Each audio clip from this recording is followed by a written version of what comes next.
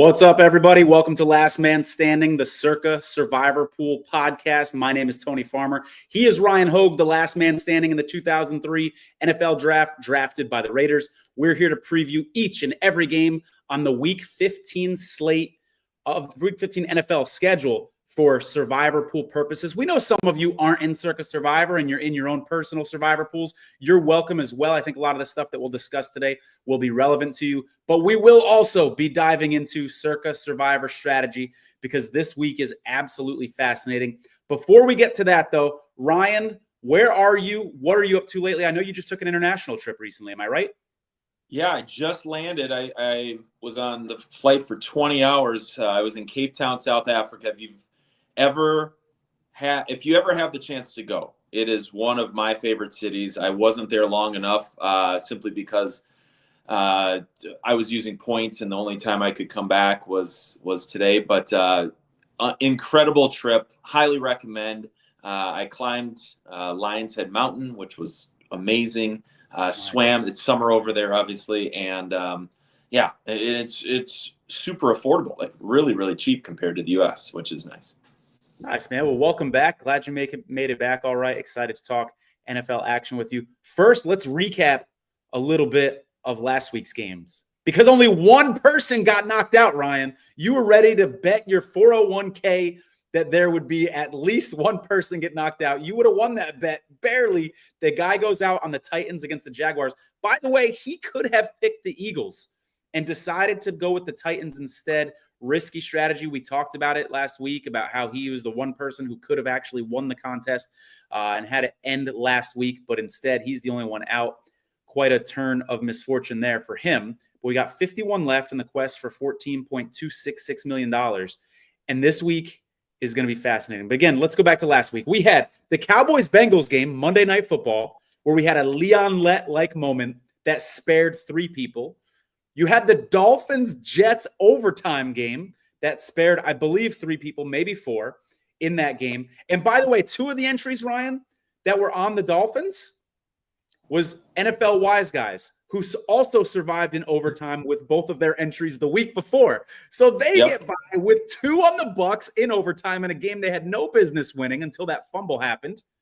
And then the following week, they get by in overtime as well. So, and then the Eagles-Panthers, the dropped pass by Panthers rookie. Gosh, his name is escaping me right now. Xavier Legette. Yep. That would have knocked out 11 or 13. I mean, so many people are fortunate to be alive in Circa Survivor. I see a bunch of comments coming through, by the way. We'll get to you guys. So many people are fortunate to get by in Circa Survivor. But it's been a crazy year, Ryan. We had all this carnage. You and I were involved in that early on. And now the last couple of weeks, it's just been a slow trickle. What surprised you most about last week? What stuck out? Well, Tony, you nailed it. Like, this season really started with a ton of carnage, and now the cream has somewhat risen to the top. But again, we've talked about it every week and stressed that the NFL is such a beautiful game because almost every game comes down to the last possession. Not good for Survivor folks because your heart is working overtime and things like that. But it certainly, you understand why it's the most popular sport in America, soon to be the world, as they continue to put their global stamp on things. And I definitely was wrong about the Raiders versus Tampa, but if anybody actually watched that game from start to finish, they know that like the Buccaneers, similar to the week before, like they had no business winning that game. Like the Raiders really, I mean, with the exception of their quarterback getting, carted off, like they dominated a lot of that game, and the score wouldn't indicate that. But that's just the great thing about the NFL is you just never know on any given week. And I know my picks personally were awful last week, and I felt I probably studied more last week than I had any week. So you just go figure, right? It sometimes doesn't matter. That's why they play the games, and I'm really fascinated to hear what you have to say on a lot of these games this week. Yeah, looking forward to chatting. We had a couple comments coming in. As Valdo says, if Ryan says to fade the Raiders one more time, I'm going to lose it. Have you been saying fade the Raiders? What do you make of that comment? I mean, maybe he means if Ryan says to not fade the Raiders. I really only put my handprint on last week's game, saying I felt confident that the Raiders were going to upset the Bucs. With the exception of that, which is the opposite of saying fade the Raiders. I mean, if anybody said fade the Raiders the last 9 weeks, that's a good strategy because they've lost 9 in a row. So I'm maybe he misworded that. I'm not sure, but if I have been saying fade the Raiders, pat on my back because they've lost 9 straight. Osvaldo, if you're still in the chat, go ahead and clarify that statement. We want to hear what you have to say. Ryan does the pregame show for the Raiders, so he's very knowledgeable about the Raiders. Stephen Flores, still alive. Congratulations, Stephen. Still alive in Circa Survivor, says, I need some help this week, guys. I have the biggest decision of the season. Take the Ravens this week on an easy win against the Giants, or save them for Christmas, and then he'd only be left with the Bears. That is quite a conundrum, Stephen, and I have a feeling you're not the only one who has to make a decision like that involving the Ravens. It's absolutely agonizing. We're going to get to that a little bit later in the show. Don't you worry. I will say this, Tony, hold on real quick. Stephen, if my gut response to that is if you have any plan on selling prior to the final week, take the Ravens this week and then deal it and sell next week or sell part of your entry. And so you have 6 figures in the bank or whatever. If your goal is to, you know what, I'm hell-bent on $14 million, it's going to be a chop with somebody or me alone, then you have to think about taking anybody but the Eagles this week. That's my and I agree and disagree with you, Ryan. Obviously, that's good advice. If you're planning on selling, go ahead and take the easy team now. Maybe your entry can go up in value, especially if we have carnage this week. But the only thing I'll caution you on there is if we have a couple weeks where there's no carnage and all of a sudden we get to Christmas and there's like 49 people left, your entry will go for less if someone looks at it, because you can go on Survivor Sweat and look at what teams you've used and says, oh, this guy only has the Bears left and the Bears are a 1 or 2 point underdog on Christmas. I don't want that entry. I'm not willing to pay for it. I'd rather pay this guy who has, Baltimore and Seattle left or something like that. So just keep in mind that people do take into account what teams you have left before they decide to make an offer in a situation like that. In fact, sorry, real quick, Ryan, I saw an entry on Survivor Sweat. It's not there now, but earlier this week, I saw 90 or 95% of an entry for half price for about 130, even though the implied value is 270, because they had such bad teams left. I don't know if that sold or if the person pulled it off, but the marketplace was having that entry really devalued because they didn't have a lot of entries left. Sorry, I interrupted you. Go ahead. No, all I was going to say is for Steven's sake, you wouldn't want to wait until Christmas. You would want to probably sell right after you got through this week. And then sold. And again, you're not going to get probably market value, but if you're looking for a 6-figure payday, right, and you want to feel really good about it, that's not, and just knowing that Christmas comes and however many people are left, it's going to be a struggle, and something to consider too, Tony, if you are one of 4 people left on Christmas, we'll say, right, and a chop is presented to you, and you have all of the teams remaining on Christmas, and everybody else has 2 or fewer, are you going to chop, Tony? Right? It's kind of like in a poker tournament, which I've chopped many a time, right? If I had the most chips, and people are like, hey, let's chop it, 6 ways. And I'm like, well, I'm all about chopping. However, this person has 10 big blinds left. I have 200 big blinds. Why would I chop? So that's something to take into consideration as well. Yeah, absolutely. And I have a theory, Ryan. I think this year it's going to be harder than ever to chop, because this year, more so than years past, people don't necessarily own their whole entry. I don't know if there's anybody left that owns 100% of their entry. So someone might have a bottom line and say, you know what? I'm not chopping because that's only going to net me only $200,000 because I only own 38% of my entry. So because these entries are divided up, you may see people being a little more stubborn on the chop because they want to win at least 500,000, or I need to take home at least $1 million, or I'm not doing it. So that may shape whether or not people are likely to chop. We got a couple comments from Mario. Seems like Mario is alive still in a couple of his non-Circa Survivor pool. So congrats on Mario. He's given us a heads up of what teams he's got left and a little bit of thoughts on his path. Tampa Bay or Rams, week 17. Good stuff there. But going back to Steven, he is saying what I said. We basically said it at the same time, referring to that entry on Survivor Sweat that only had the Bears left and the price was really, really low on it. So he's got to be careful not to paint himself in a similar corner. But Steven, going back to your original question, I think this depends on a couple things. What teams do you have available right now? I'm guessing you have the Cardinals available because everybody but two people do.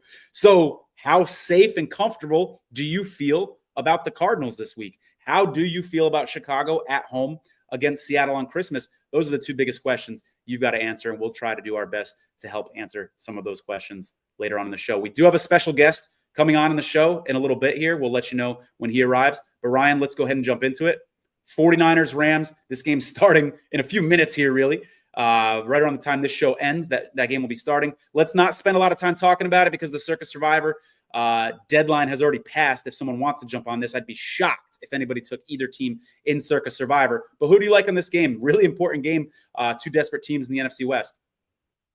Well, I was hoping we wouldn't talk about it because I'm having PTSD because my Survivor entry ended on this game, week 3. And your boy had a crucial drop pass, and that is ringing in my ears. But anyways, Stafford's playing as well as he has all season. Hasn't thrown an interception in four weeks, and San Francisco played the Bears, which has been their elixir for a lot of teams this year in terms of looking like a good team. So it's hard to figure out if they've actually figured it out or not.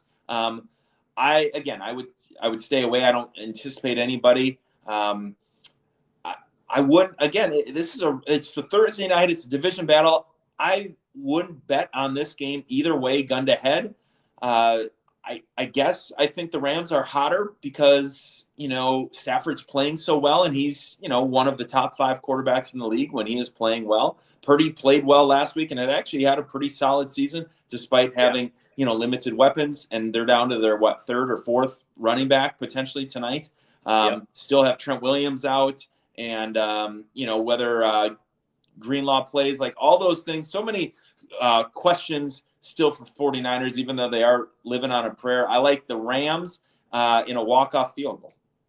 The Rams won the last time these two teams played, even though they didn't have Cooper Kupp. They didn't have Puka Nacua. The Niners had Ayuk. The Niners had Trent Williams. The Niners had Bosa. He's going to play tonight, but he's not going to be 100%. So that makes me lean a little bit more toward the Rams here. I took the Rams +3. We're going to move on and talk about the next game up that people will actually care about for Circa Survivor purposes. Commanders against Saints. It's the Marshawn Lattimore revenge game. His first game in a Commanders uniform is expected in this one, going up against his old team that he was traded from earlier this year in the Saints. Saints are expected to be without Derek Carr. Not sure who they're going to be starting at quarterback. Either way, can't expect a ton of production here from the Saints at the quarterback position.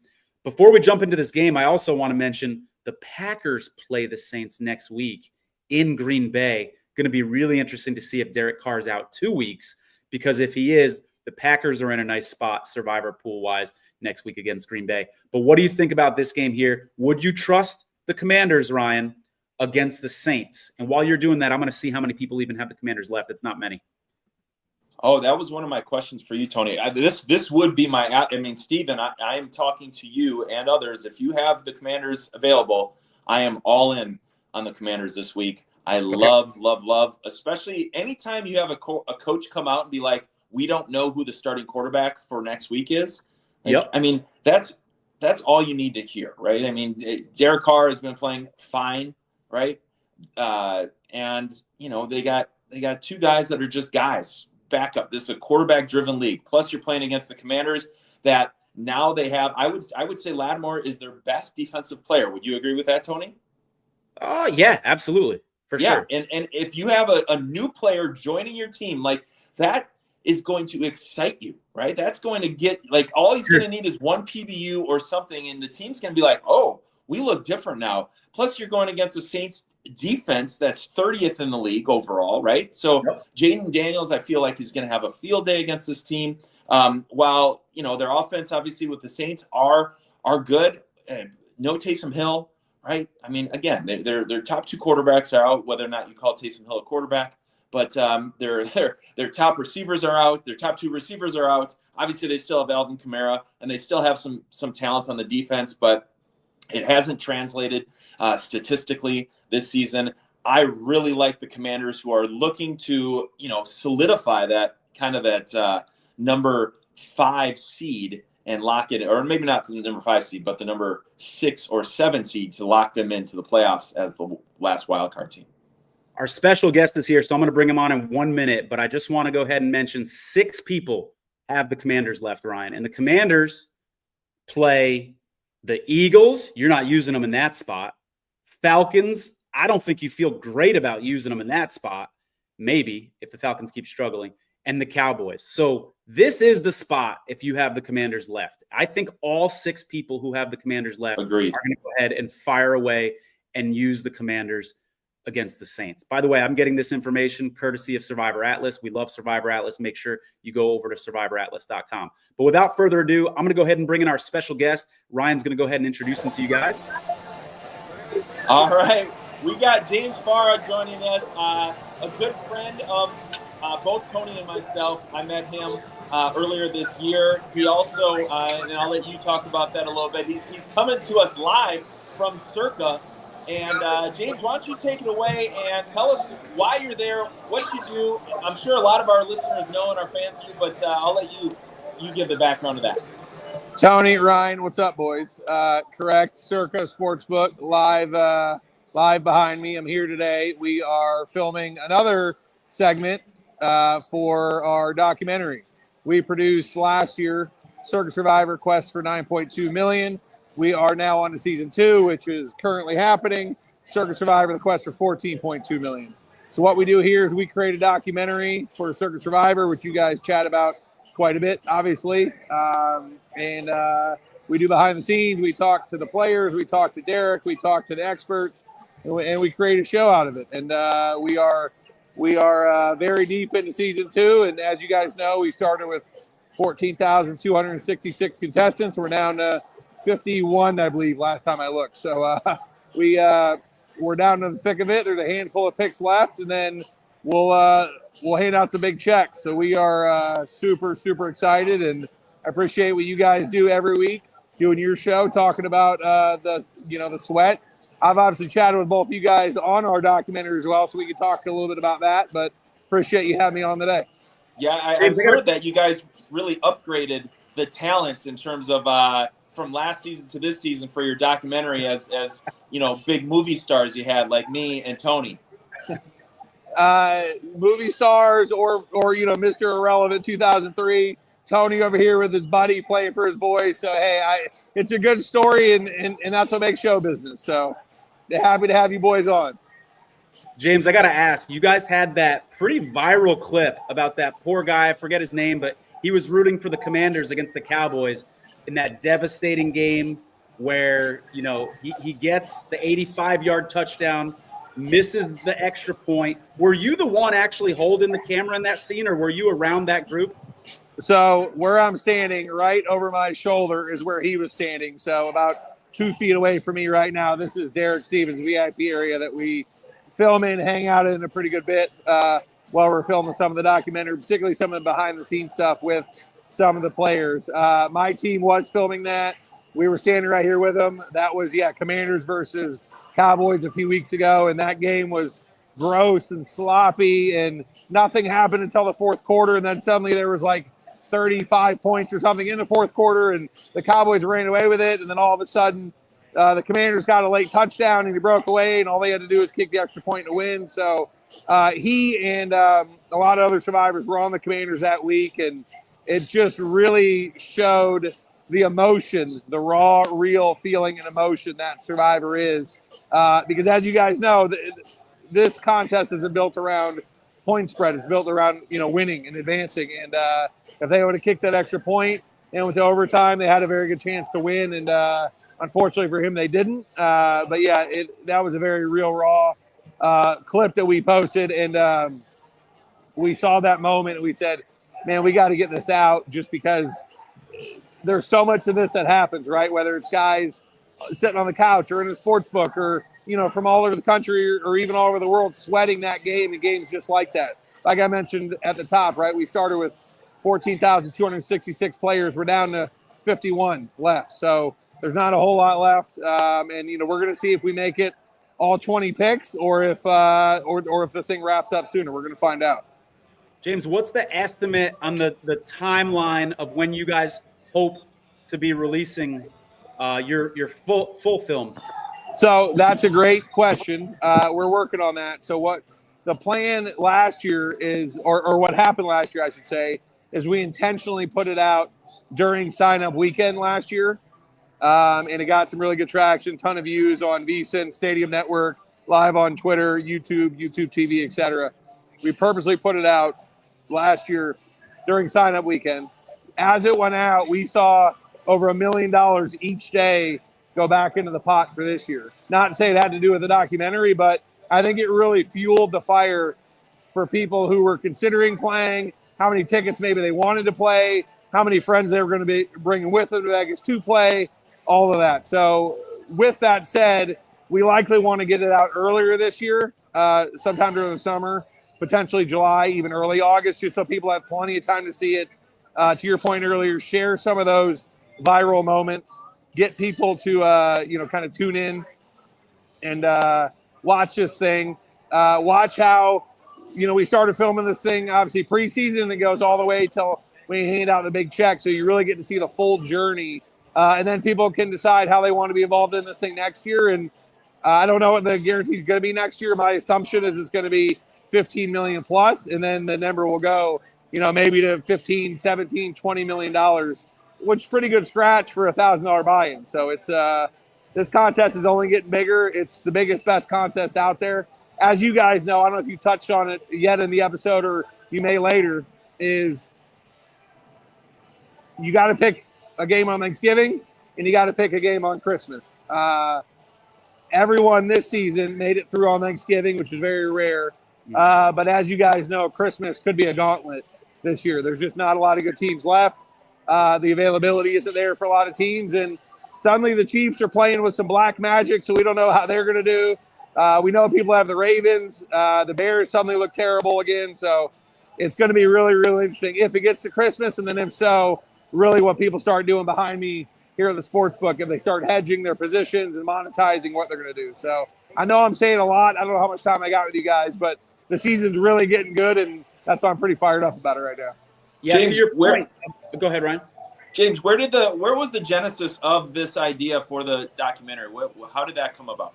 So we have talked to Derek and known Derek for a long time, and they filmed a few kind of like viral moments like we put out a few weeks ago with the Commanders going down, and they saw some traction and they said, hey, if we want to build this thing and really take this thing to the next level, we think we could do a show out of this. We think that we could, really create some content. So Steven, who you guys have met as well, my partner on the show and the other executive producer, he actually came to me as a production company and said, hey, we'd like to bring you guys on and produce the show. And then we started producing the show, and now him and I are the two executive producers on the show. And of course, we have Circa's backing and their support, not only for access to the sportsbook behind us, but to behind the scenes, to anything and everything we need, from all the analytics to really everything. So we said, hey, there's a story to be told here. This is the biggest legal sports betting contest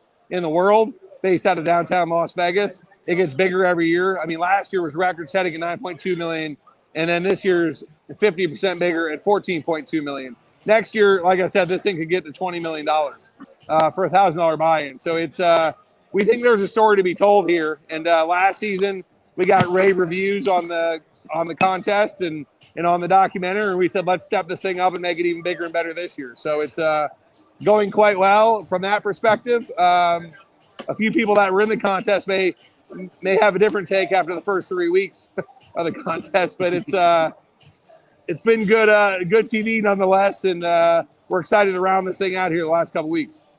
Yeah, the documentary is phenomenal. For anybody that hasn't seen last year's, you need to go ahead and check that out. It's up on YouTube. Really, really good. 4 episodes or 5 episodes last year's? 5 episodes last year. We're likely going to expand it this year. We don't know the full content slate yet because obviously we're still in the midst of filming it, but we're hoping for 5 to 7 to maybe even 10 episodes this coming year. So as you guys know, this contest is broken into 3 categories, and this is important for the characters and maybe some people watching here that don't quite understand the documentary. It's broken into 3 sets of characters. One is Circa itself. The sports book behind me is essentially its own character. Derek Stevens and the entire Circa staff.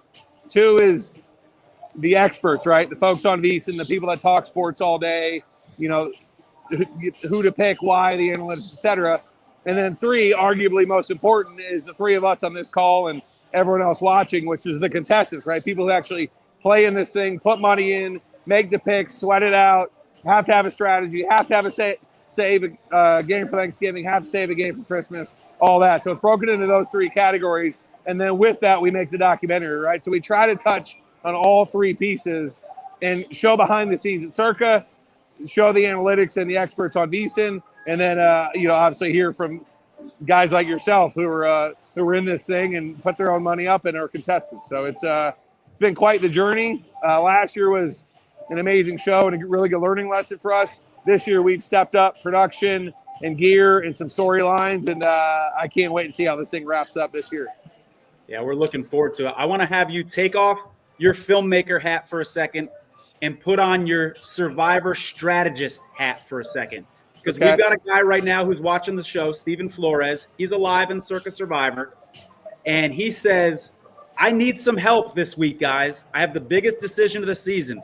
Do I take the Ravens this week, easy win against the Giants, or save them for Christmas because he only has the Bears left? Here are the teams he has left. Cardinals, Falcons, Panthers. He says he's leaning Cardinals. Steven's not the only guy in this position. There's a lot of other people who are saying, do I use the Ravens now for a quote-unquote easy win? We all know there's no such thing as an easy win in this thing, but as easy as possible. Or save the Ravens for later. James, if you were alive in Circa Survivor, would you burn the Ravens now or save them for Christmas? If I was live in Circa Survivor, I would save them for Christmas, because if you don't make it through Christmas, why are you going to save them anyway, right? So that's my 2 cents. I'm clearly no expert. I got bounced week 2, so, certainly don't take my advice as far as the picks go. But from what I've seen, from what I've heard, from what I know, is you have to have a team for Christmas. And if all you have left is the Bears, as a Minnesota Vikings fan, I wouldn't bet shit on the Bears, is what I'm telling you. I would strongly suggest saving the Ravens, because you got to have a good team for Christmas, and it's very limited in those games. Even the Ravens game isn't a lock on Christmas. That's still a tough matchup, but it's a whole lot better than the Bears, in my opinion. I actually do like the Cardinals matchup this week. My 2 cents is save the Ravens.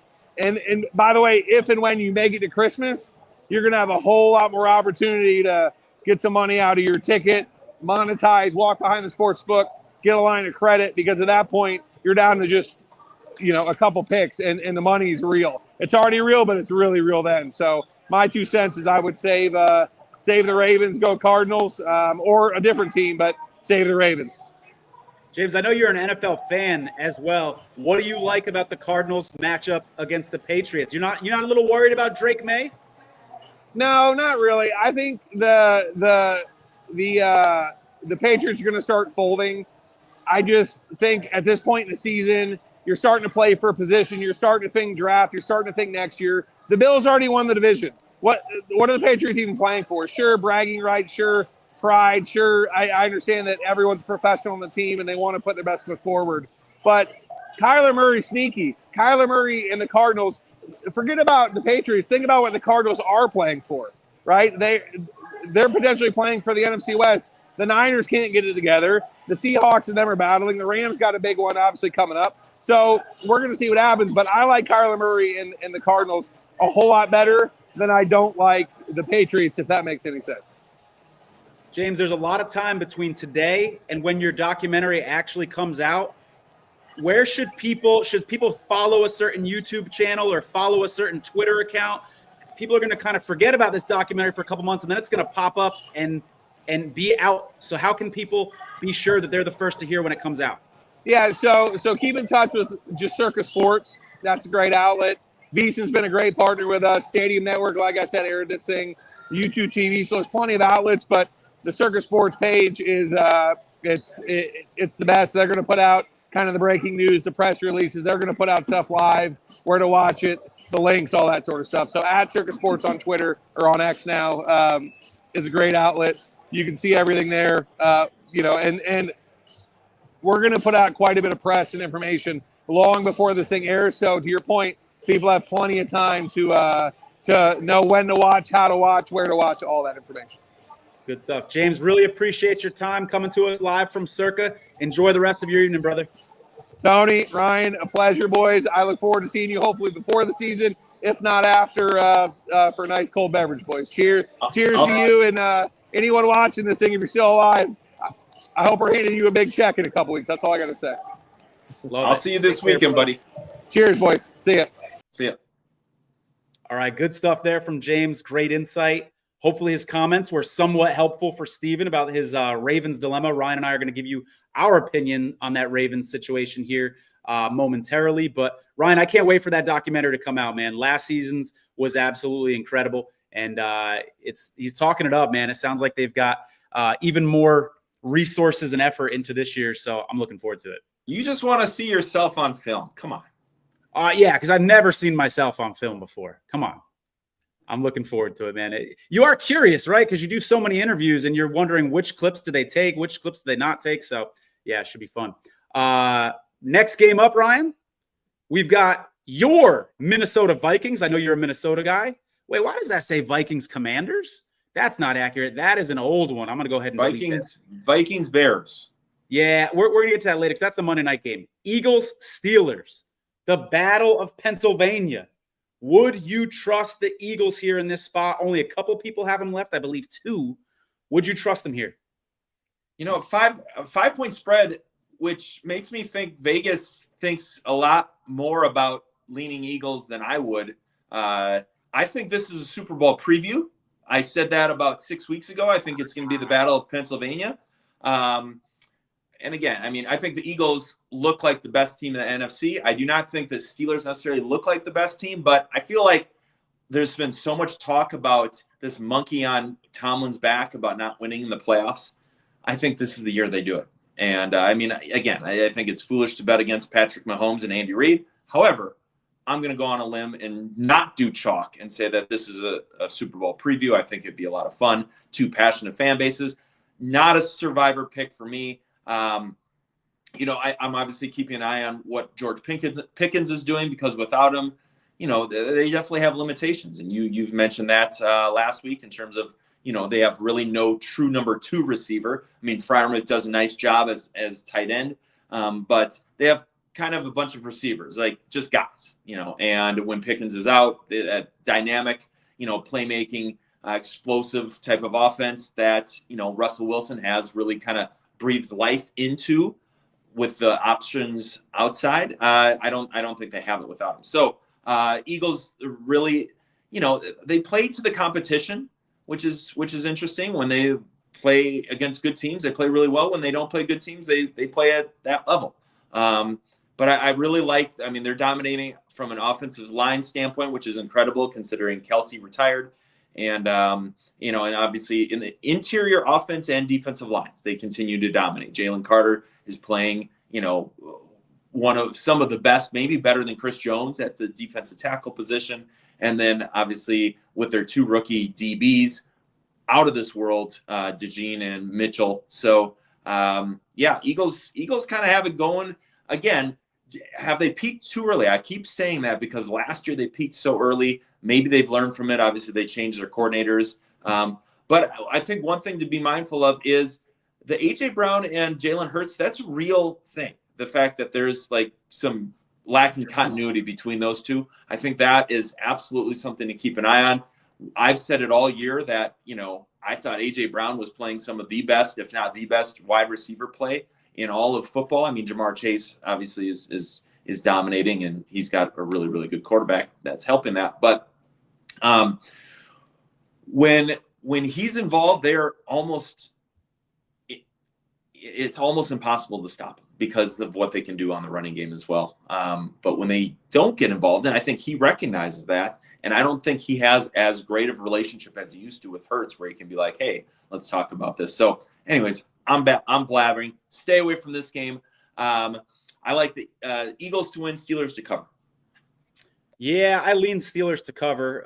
Don't like it as a survivor play. Two people have the Eagles left, and you got to think the reason they have the Eagles left is because they're eyeing that matchup against the Giants last week of the Survivor season, week 18, to seal it up. So I can't imagine anybody would be on the Eagles. Next game up, I think this one's fascinating. Bengals-Titans. Joe Burrow would be having an MVP season if the Bengals had a winning record. The numbers this guy's putting up are absolutely ridiculous.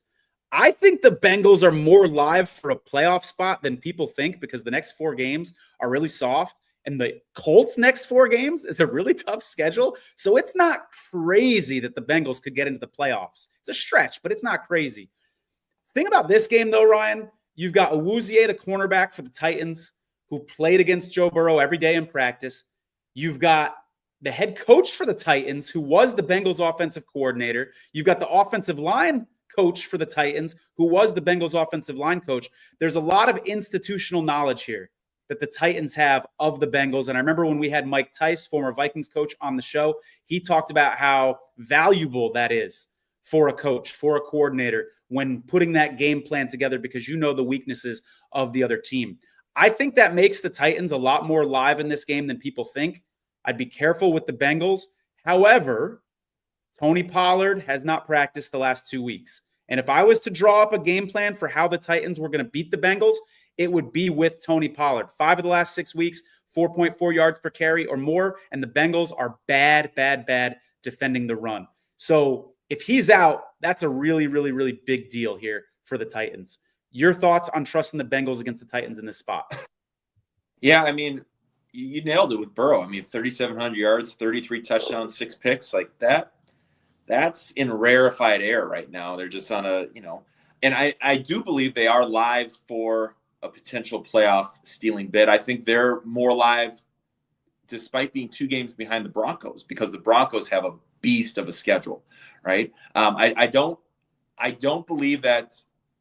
I feel better about Miami potentially stealing that last wild card spot than I do the Bengals just because Miami also has a pretty light schedule moving forward and they have 1 game up on Cincinnati right now. But yeah, the Bengals don't run the ball well and they don't stop the run. And when you're looking at a team to do well in the playoffs, if you just rely on your quarterback to just go out and play superhuman, like it can get you into the playoffs. Usually it doesn't get you beyond that.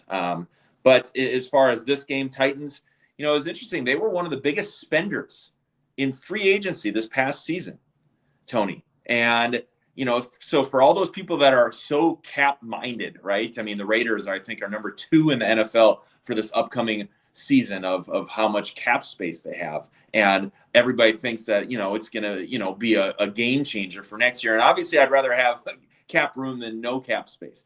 However, you look at the Titans, and they're worse than they were last year, right? And they put all this money into Calvin Ridley and Pollard and all these guys. And then they just – Yep. Yeah, and L'Jarius Sneed, great point. And, it's a quarterback-driven league. If you don't have a quarterback, if you don't have that solved, or even more importantly, if you have guaranteed tied-up money, paging Cleveland and Dallas in Jacksonville, right? If you have guaranteed money pay into these quarterbacks and you miss, you're setting yourself back for 3 or more years. And so Tennessee, yeah, they're just they can't figure it out offensively. They don't know, especially with Pollard being banged up. They don't kind of have an offensive identity. Defensively, obviously, they've been stout all year.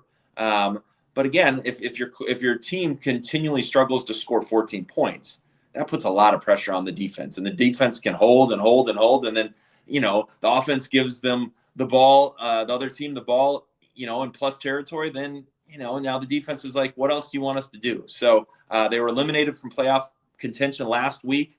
I don't think this is a team that would quit, although, Callahan, my experience with that family is obviously not good. And I could see people turning on that family because we did on Bill Callahan. But he's not the coach. His son is, so it could be different. I like Cincinnati here. I don't know if I like it enough to trust my $14 million entry on it. But, and I don't – in Cincinnati, how many times do they have to disappoint us? and it almost happened again last week, right? I mean, it really should have. Like they didn't deserve to win that game against a bad Cowboys team. So why continue to believe in false hope? I think there will be a couple people on the Bengals next week. I think there'll be 2 or 3. I'm counting on that. Next up, Falcons against your Raiders, the team that drafted you, the team that you do pregame shows for. We've got Kirk Cousins and the Falcons really struggling. I think 8 interceptions, no touchdowns in his last 4 games. Yeah. He looks terrible going up against this Raiders team, which, as you said, has been on a nasty losing streak, but they show potential at times. You see these big plays out of Powers, and you say, you know what? This team has some talent. You see Max Crosby chasing the quarterback around, and you say, you know what? This team can be dangerous. Would you trust this struggling Falcons team against the Raiders this week in Survivor? Well, no, first of all, right? I mean, I think we learned a couple weeks ago, I remember you said, hey, this seems like, I can't remember what team it was, but you're like, this seems like the smart play. However, are you really going to trust a team that's lost X amount? I can't remember if it was 4 or 5 games in a row. I think that's the same thing, right? I was on the field for the Vikings Falcons and last week in Minnesota, one of my former teammates, good friends, Ike Hilliard, if you remember him, wide receiver. He's the receiver coach for the Falcons. Anyways, and I'll be at the Raiders game this week on Monday night, which, by the way, Monday Night Football this week, Bears, Vikings, Falcons, Raiders. I mean, just gross games. But with that being maybe the said, NFL's thinking if they put 2 terrible games together, it's as good as 1 good game. I don't know. maybe. But so what I'm looking at is the Raiders have figured it out from an offensive line standpoint, right? Their interior offensive line has gotten a lot better with Jackson Powers-Johnson going to the center position after Andre James went out. So they've shored up, and that was kind of their biggest weakness all year, was the quarterback was getting, throwing with guys in his face, and they weren't able to run any sort of outside zone, which is what the scheme they're running. Now with this new set of offensive line and this group that's played together now 4 weeks in a row, they're finding some continuity. They're finding an ability to run the football, which they've been dead last all season. They got a guy by the name of Sincere McCormick. If you're looking for a late season fantasy ad, he would be one. He's got some wiggle, and he's a guy that's bounced around in the practice squad for the last 3 years, but he's running through guys, and it's nice to see them have a little bit of flexibility with a run and pass mix. That obviously opens up Bowers. Last week, obviously, Tampa Bay, we talked about how they don't defend the middle of the field well, or tight ends. Well, they used Bowers a lot to dictate coverage, took him out, and then ran. And Michael Meyer, who's our backup tight end, our number 2 tight end, he had 10 targets. Jacoby Myers had 9 targets. So they're finding different ways, right? I think Scott Turner is doing a nice job. The Falcons, on the other hand, they are in a total free fall. They were they were looking good, 6-3, first in the division, swept Tampa Bay, and looking great. And you remember that, was it Monday Night Football game, Sunday Night Football game, where the Falcons, like, Kirk Cousins threw for 500 yards. Since then, I don't know if he was reading his press clippings or what, but he's gone 8 interceptions, no touchdowns in the last 4 games. There's people clamoring for Michael Penix to get a start. The problem is Kirk Cousins is the type, he wants 100% of the first team reps in practice, and they're giving that to him. The Falcons are also in a really tough spot, Tony, because they can't just hand the keys to Michael Penix. They have all this money tied up in Kirk Cousins that they have to kind of show something, because if they want to trade him, they can't have him be like, well, he's coming off a bad Achilles and he sucked the last 4 games. Like, you're going to have to give us a draft pick for us to take him, like Deshaun Watson, right? Kind of situation. So they're in a really tough spot. They're not far off. They have, I think, 8 sacks in the last 2 games. So their defensive line is starting to come along. Obviously, they made the Michael Judon trade. Sorry, let me interrupt you. Let me ask you about that and interrupt you. You said they have 8 sacks in the last couple games.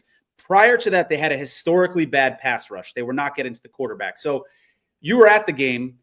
What I think is happening, and I haven't watched the games closely, I haven't looked at the tape yet to know if I'm correct on this. I see them getting more sacks, but giving up more yards. So I'm like, are they just blitzing a bunch of guys and because the defensive line isn't getting it done, or is the defensive line actually improving? Do you have a sense of which of those two situations is more accurate?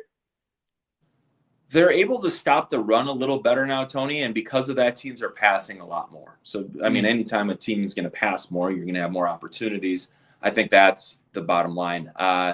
One of their corners had one of the worst NFL football games I've ever seen last week. I think he was targeted 9 times, 9 catches, 5 touchdowns, all on him. Oh God. Yeah. That's one where you might say you have COVID and not show up for film study on that one, because you're like, man, I don't want to watch that ever. So poor guy, poor D.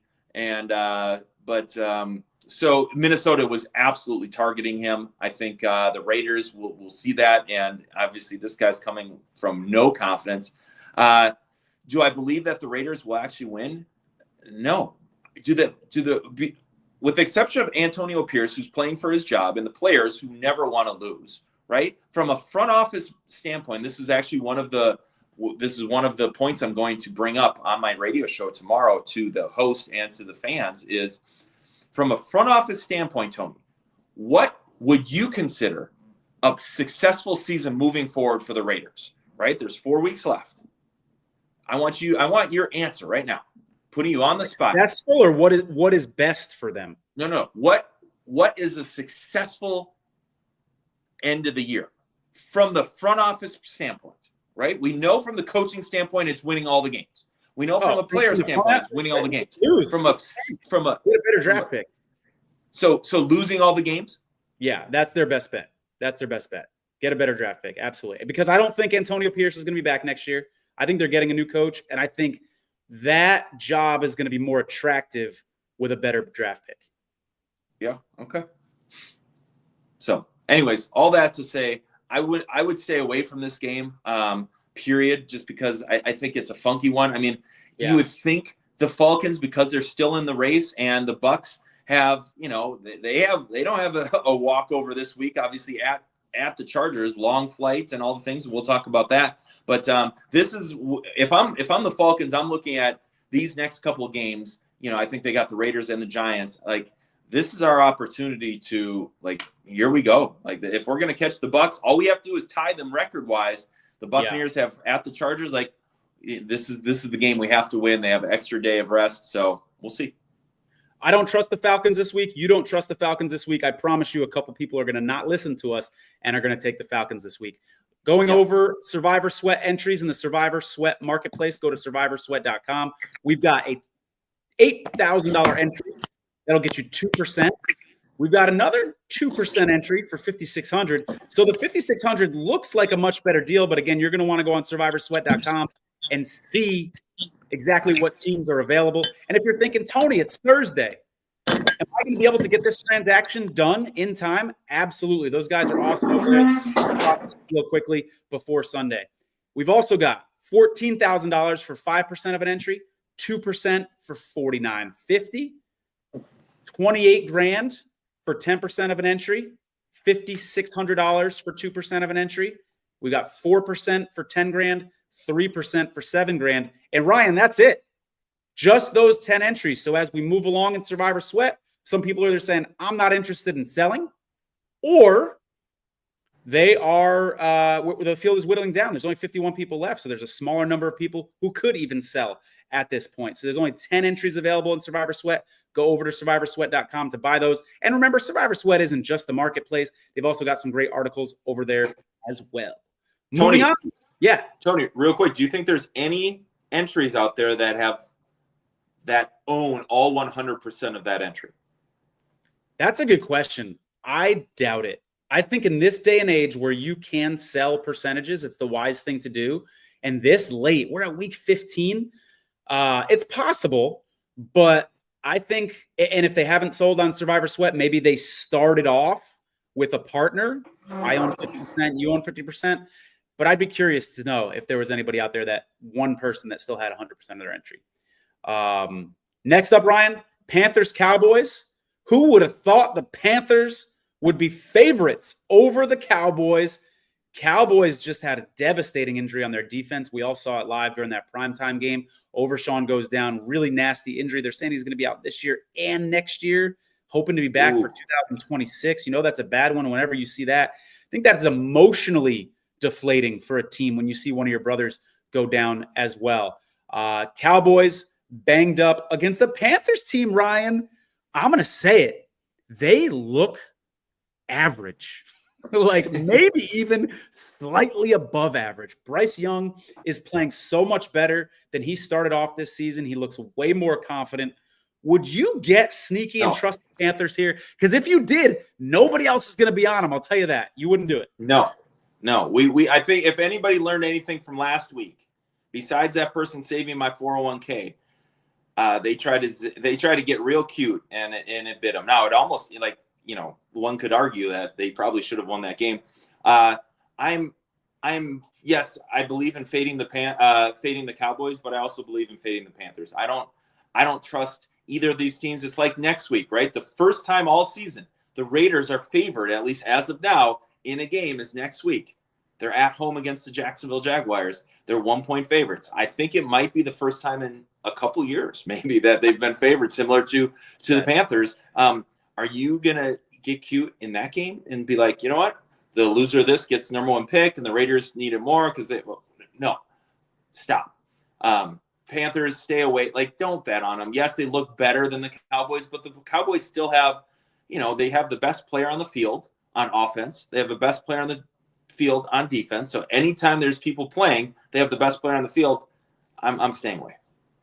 All right, we got the Chiefs against the Browns. 7 people have the Chiefs left, but remember the Chiefs play on Christmas. But if I have the Chiefs and Ravens left, maybe I take the Chiefs here in this spot, use the Ravens on Christmas. That is a possibility that someone could make. I wouldn't be shocked if there's 1 or 2 on the Chiefs if those people have another option that they feel good about on Christmas. The downside to that is if you only have the Chiefs and Ravens and you burn the Chiefs here and you leave yourself with the Ravens and Lamar Jackson gets hurt next week, you're in trouble. You're in real trouble. So it is nice to go into Christmas with at least 2 teams you like. Yeah. Guys, hear me out here. This is important. These Christmas games and the game after Christmas, it's on a Thursday and on a Friday. If someone gets a damn concussion the week before, they're not playing. You can't get through the concussion protocol in 5 days. It can't be done. So leave yourself some outs on Christmas. Be careful out there, guys. Chiefs, Browns, would you trust the Chiefs against the Browns? You brought up a great point about the injuries and just, being mindful of having not, kind of handicapping yourself to only one team. I have to, if I want to go back, and I wish this by next year when we have a producer that can fact check all this stuff. Week 14, 9-win disparity between 2 teams, and it's a 4-point favorite only. Granted, the Chiefs have been horrible against the spread. They're worst in the league this year. I understand, right? They're worst in the league. However, a 4-point spread for a 12-1 team versus a 3-10 team that starts Jameis Winston.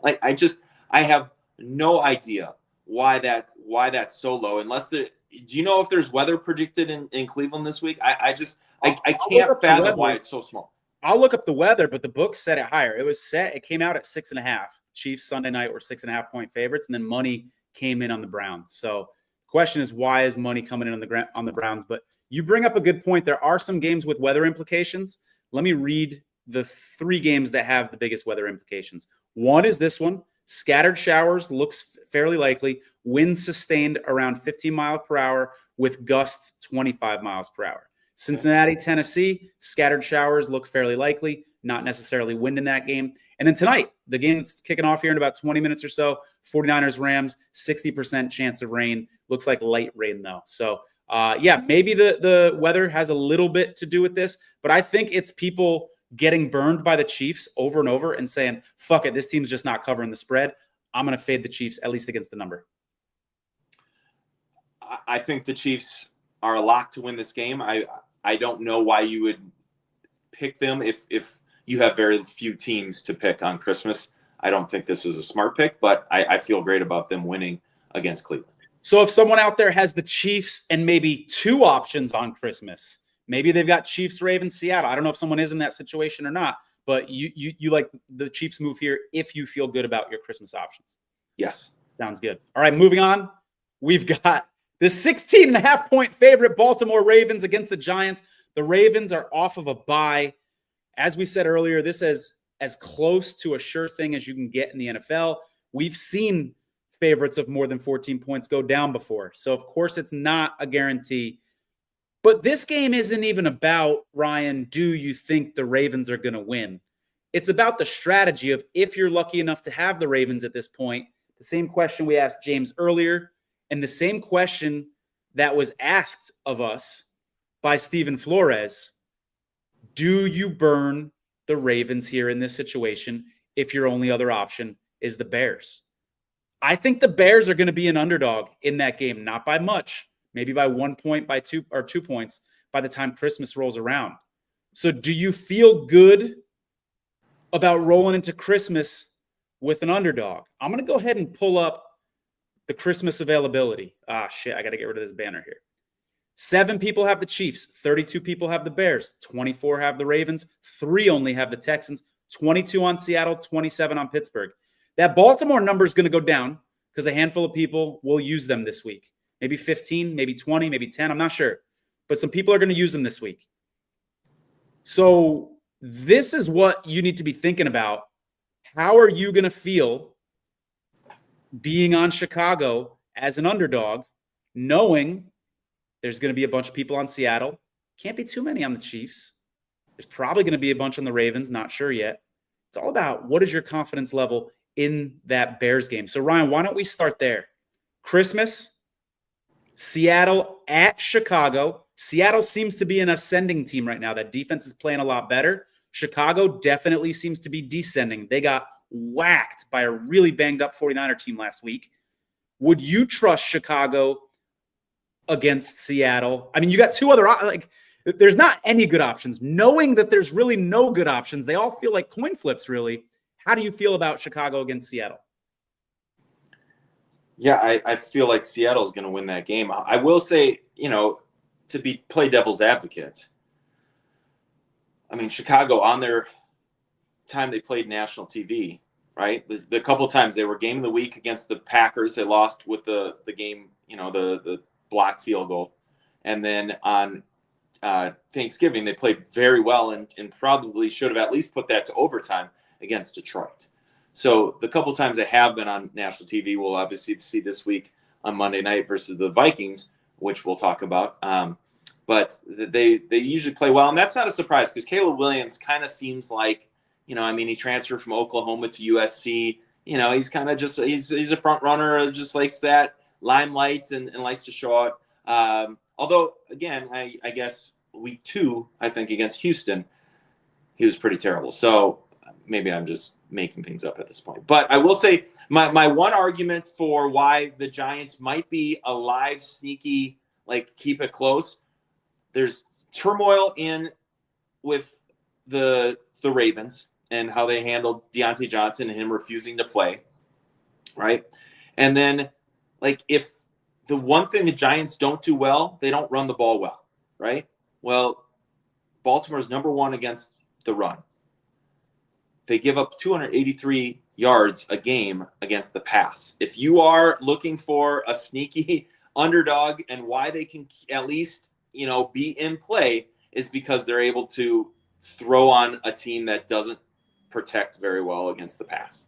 Yeah, that's a good argument to take the underdog with the points, but I think the Ravens are going to win this game. My advice to you, Steven, is the Bears are out of the playoff hunt. Seattle is in the playoff hunt. Seattle is you're going to get Seattle's best effort in that game. I promise you that. I would be worried about Seattle winning that game, and I would save the Ravens. Yes. Now, you got to have someone that you like. It sounds like you don't love the Cardinals, and we're going to get to that game. There's reason not to like the Cardinals, but I don't think you're going to feel great going into Christmas not having the Ravens and only having the Bears. That's my 2 cents. I feel terrible if you took my advice and lost, so take it with a grain of salt. But that's a tough position to be in.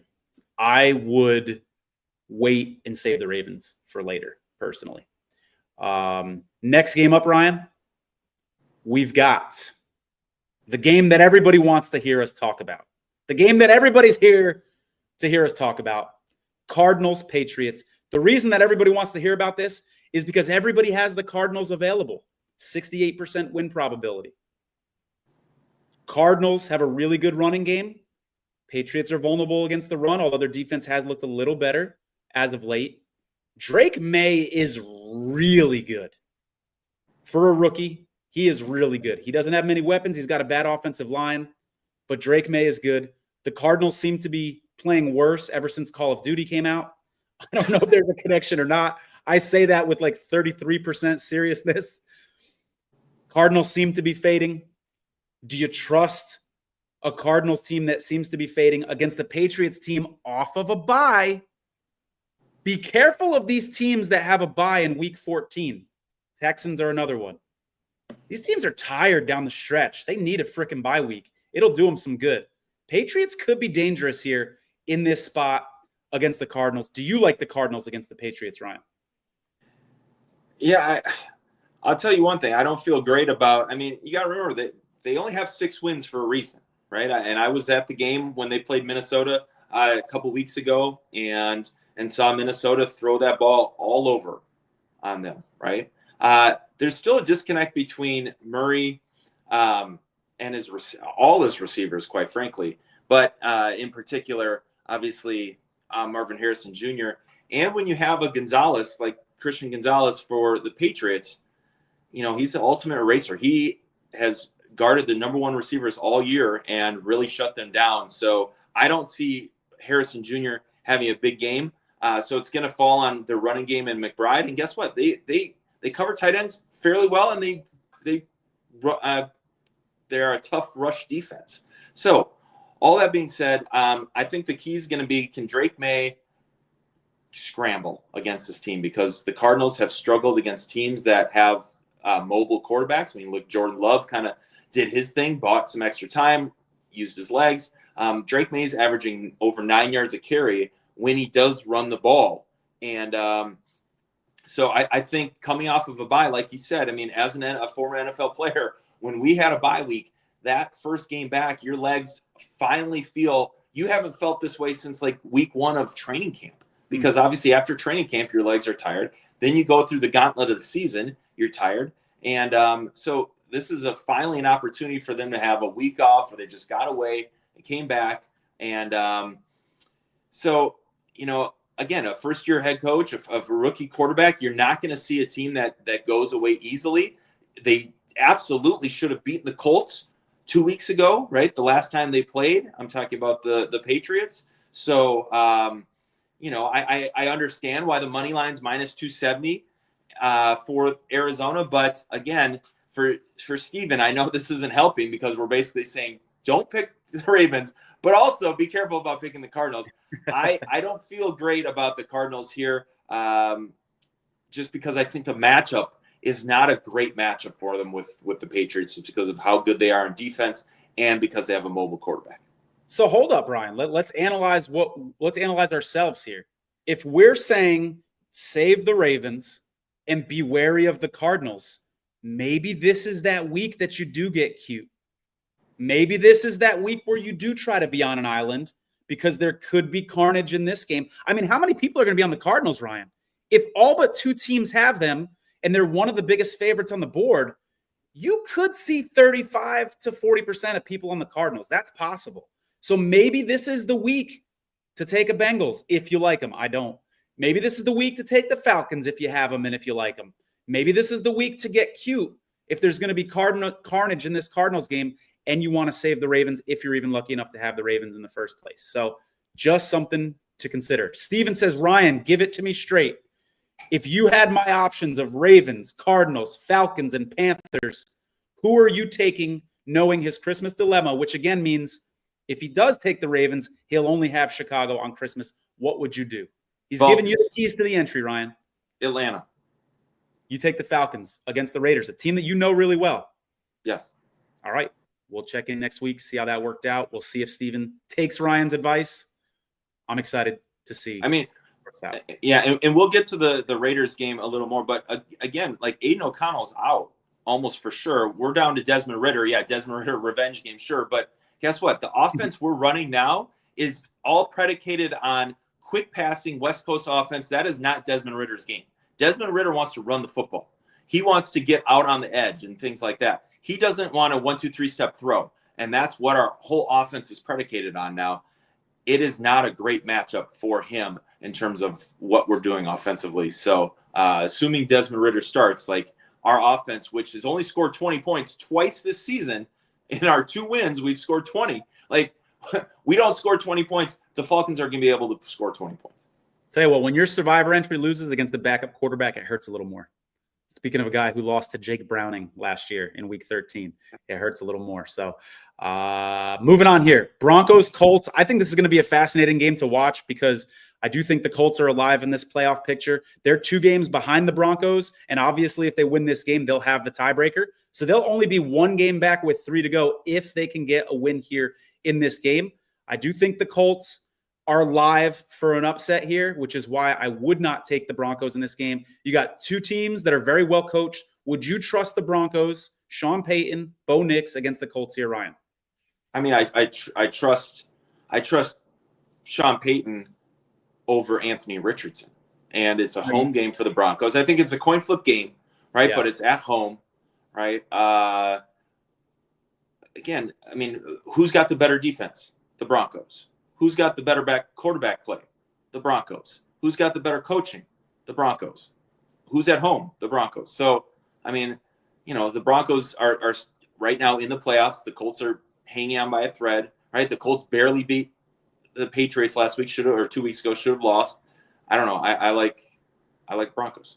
The Colts haven't looked good the last couple of weeks, and I think I know why. They've missed Ryan Kelly. He is their best offensive lineman. He's their center. Never underestimate the value of a good center. And he's a team captain.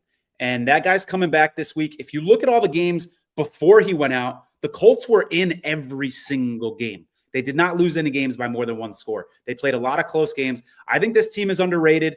I get, hey, I wouldn't want to be betting on Anthony Richardson either. I get the concern with him, but he is kind of a boomer bust guy.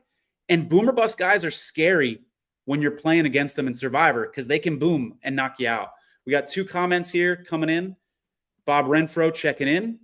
Likes the Colt side against the Broncos here. I like that. Moving on. Jets, Jags. You cannot trust Aaron Rodgers and the Jets, even against the backup quarterback and Mac Jones with your Survivor season on the line. Could you, Ryan?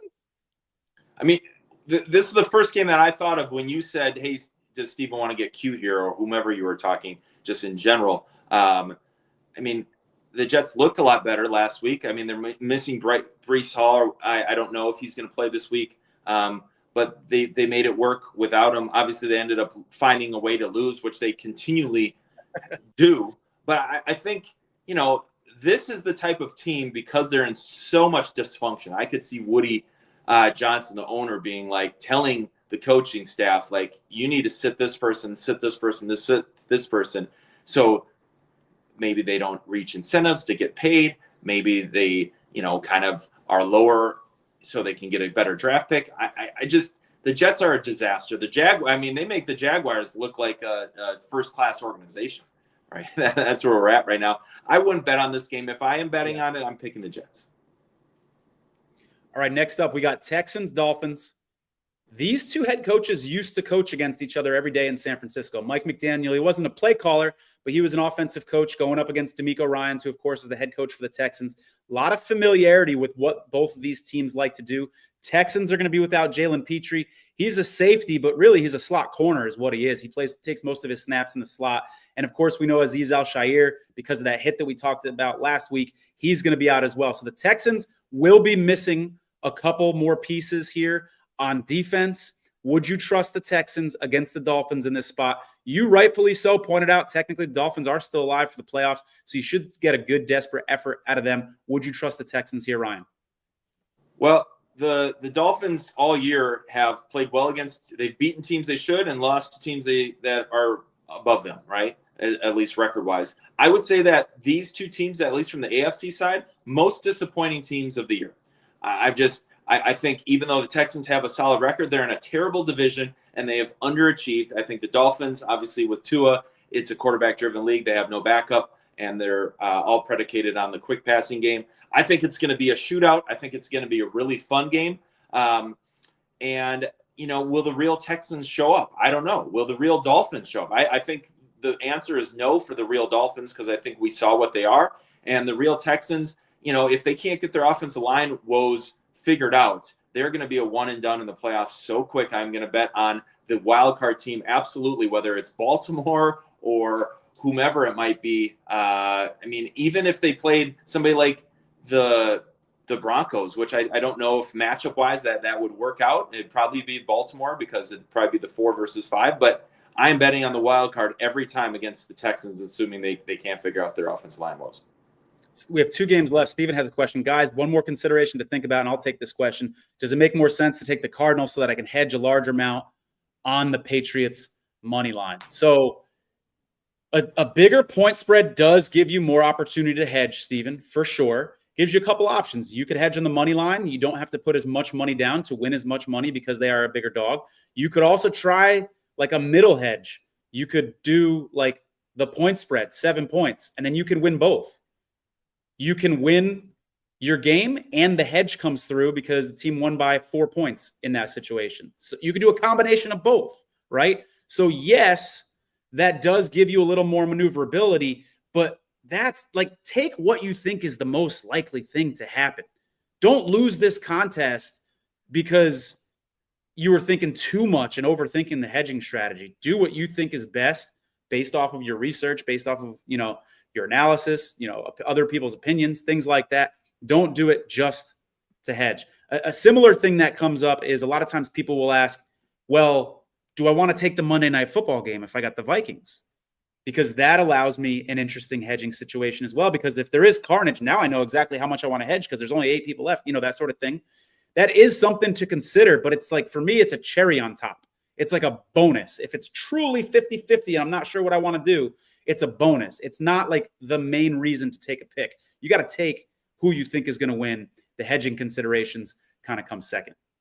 So Tony, in this case, you're saying for Steven, if he does choose Atlanta, that would be a cherry on top because he can see if like all 50 people besides him went through, or if there's only 16 people left going into that Monday Night Football, and he can know, hey, I'm able to hedge a lot more because my pick is worth more. Yeah, absolutely. So let's play this out. So Atlanta's Monday night, right? Against the Raiders. Let's say there ends up being 2 people on Atlanta. And let's say 49 people get knocked out. Probably not going to happen, but theoretically that happens. Now he goes into this Monday night game knowing that if his team wins, if Atlanta wins, he's in the money. There's only 2 people left, right? You know what I mean by in the money, not technically, right? But he could hedge later on down the road, or he could sell his entry, etc. Like, he's golden. So now he knows at that point not exactly, but he knows he needs to be hedging a lot. It's time to start asking, people for money. It's time to start going to Jeff Benson and saying, hey, can I borrow some money from the casino? You know what you got to do because there's only 2 people left. Whereas if you're betting on a team earlier in the week, okay, go ahead. Hedge 10 grand, you lose. Hedge 10 grand next week, you lose. Hedge 10 grand next week. Now you've spent 30 grand on hedging and you're digging yourself a hole and you still got 3 weeks to go. You know what I'm saying? So that is an advantage to taking a team later in the week, and it can pay off if there's carnage for sure. But you don't want to lose on a Monday and say, I just took the Monday night team for hedging purposes, even though it was my 3rd favorite option. It's a bonus tiebreaker in my mind. That's how I feel. It's a great point. Great point. Chargers, Bucks. This should be a really fun game to watch. 2 playoff teams. One thing when I was digging into the stats, Ryan, that I thought was interesting, the Chargers are the best team in the NFL defending number 1 wide receivers. That's bad news for Mike Evans, but the Chargers are the 30th best team in the NFL. This is according to FTNFantasy.com. 30th best team in the NFL against number 2 wide receivers. The Bucs don't have much of a number 2 wide receiver. Jalen McMillan's been really disappointing last year. He is coming off like a 55, 56-yard game last week, his best game of the season. But I think a lot of people were expecting him to step up with Chris Godwin out, and he just hasn't had that kind of an impact on the game. But schematically, this is the kind of game that he should have a big game because the Chargers are soft against number 2 receivers. What do you think about using the Chargers here in that spot if you've got them available? I like the Chargers to win. I mean, I wouldn't tell people to pick that as their survivor. If this was a Christmas Day game, I would pick the Chargers. The Chargers would be absolutely a live pick for me. As much as I've been studying the Bucs, because obviously they played the Raiders last week and things like that, there's a disconnect right now between that team and they do enough to win and get by and be relevant, but they're not a realistic. They remind me of where Philadelphia was towards the end of last season, where their record wise, they're like, oh, okay, they're legit, but you watch them, you're like, they find ways. They really should be losing a lot more of these games than they are. Again, they had no business winning that game last week against the Raiders. It was a gross game. Turnovers just left and right, handing the ball over. Bucky Irvin got banged up. Antoine Winfield's now out for a couple more weeks, and he's their best defensive player. They can't pressure, and the Raiders, who historically have been horrible at sacking the quarterback, I think had 4 or 5 sacks last week against them. That's all spells trouble against a really good Chargers front. Derwin James covers the tight end. I don't think Cade Otton's going to do much. So unless Jalen McMillan goes back to his Washington days with Penix throwing him at, I don't see the Buccaneers able to score more than 17 points against this Chargers team. Give me Chargers 27-17. Only 4 people have the Chargers left. I think they'd be clinically insane if they use them here in this spot because the Chargers have the Raiders later in the season and they also have the Patriots. Those are 2 pretty good options when you're going to be out of options later in the season. So I don't think we're going to see anybody on the Chargers. Last game here, Packers, Seahawks. Let's try to go through this quick because I know a lot of people want to watch this 49ers, Rams Thursday night football game. Packers, Seahawks. Would you trust Green Bay in this spot against Seattle, knowing that next week Green Bay has a much better spot on Monday Night Football? Would you trust them against Seattle? No, I would not. They're favored, and it's really hard to play. Seattle was my favorite stadium to play at. Really, really cool stadium where it's set, all the things. 12th man obviously is legit, and they're loud. I don't know. I mean, I'm looking at, they definitely have some injuries now on Seattle. Like, is DK Metcalf going to play? He's got a shoulder. Kenneth Walker obviously missed last week, but they didn't skip a beat without him and things like that. But this is one of those games where you just want to sit back and enjoy it and don't stress about it. There's no reason to bet it. Here's the full slate of games. This comes to us from our friends over at Survivor Atlas. We love them. Make sure you check out survivoratlas.com. They've got a great grid. All the stats that I've been talking about on this show, this many people have this team left, that sort of stuff, I'm getting that all from survivoratlas.com. So make sure you go check them out. Follow them on Twitter as well, Survivor Atlas. Here's the slate. It's going to be an interesting one. I cannot wait, Ryan, until Saturday night to see how many people maybe getting a little impatient and end up burning the Ravens a little early instead of saving them for Christmas, which seems to be the prudent thing to do. But when you got a favorite that big, it's awfully tempting. I understand why people might do it. It's going to be interesting to see when we come to you guys live Saturday night, 9:30 Eastern time. Is that what time we do it? Yeah, 9:30 Eastern time. Looking forward to it. So everybody enjoy the Thursday night football game. Thanks for watching. Good luck, Steven, and everybody else.